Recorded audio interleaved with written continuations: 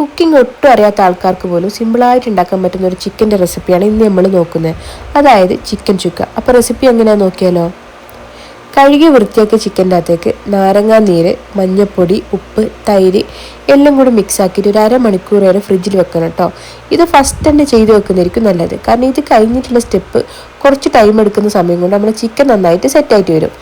ഇതിന് വേണ്ടിയിട്ട് ഒരു 4 വലിയ ഉള്ളി കേട്ടോ ഞാൻ എടുത്തത്. എത്രത്തോളം നൈസാക്കിയിട്ട് അരിയുന്നോ അത്രത്തോളം നല്ലതായിരിക്കും, കാരണം പെട്ടെന്ന് തന്നെ ഉള്ളി ബ്രൗൺ കളറായിട്ട് കിട്ടും കേട്ടോ. ചൂടായ എണ്ണേൻ്റെ അകത്തേക്ക് ഉള്ളി ഇട്ടിട്ട് വറുത്ത് കോരി എടുക്കണം. ഞാൻ ഇതേ സെയിം എണ്ണയാണ് കുക്കിംഗ് ടൈമിൽ യൂസ് ചെയ്തത്. ഒരു 2 ടീസ്പൂൺ വെളിച്ചെണ്ണ ഒഴിച്ചതിന് ശേഷം അതിലേക്ക് എന്താക്കുക, ഈ പറയുന്ന മസാലപ്പൊടികൾ, അതായത് മല്ലിപ്പൊടി, കുരുമുളക് പൊടി, മഞ്ഞൾപ്പൊടി, വെളുത്തുള്ളി, പച്ചമുളക്, ഇഞ്ചി ഒരു പേസ്റ്റ് ആക്കിയിട്ടാണ് എടുത്തത്. ചൂടായ വെളിച്ചെണ്ണത്തേക്ക് കറിവേപ്പിലയും പിന്നെ ആ പേസ്റ്റ് ഇട്ട് നന്നായിട്ട് മിക്സ് ആക്കി എടുക്കുക.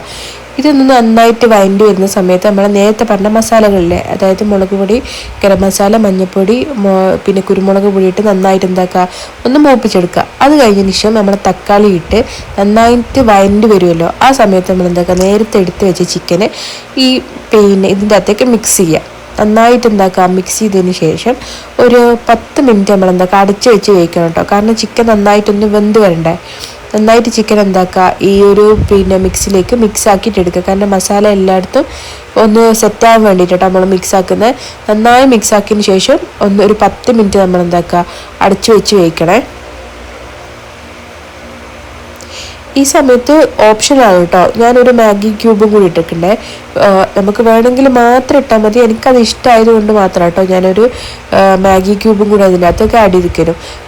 ഒരു 10-15 മിനിറ്റ് നമ്മൾ അടച്ചു വെച്ച് വേവിച്ചതിന് ശേഷം നേരത്തെ നമ്മൾ വറുത്ത ഉള്ളി ഉണ്ടല്ലോ, അത് നന്നായിട്ട് കയ്യിൽ കൊണ്ടൊന്ന് ക്രഷ് ചെയ്തിട്ട് അതും കൂടി ഈ ചിക്കൻ്റെ അകത്തേക്ക് ഇടുക. ഇതാണ് നമ്മൾ ഫൈനൽ സ്റ്റേജ് എന്ന് പറയുന്നത് കേട്ടോ.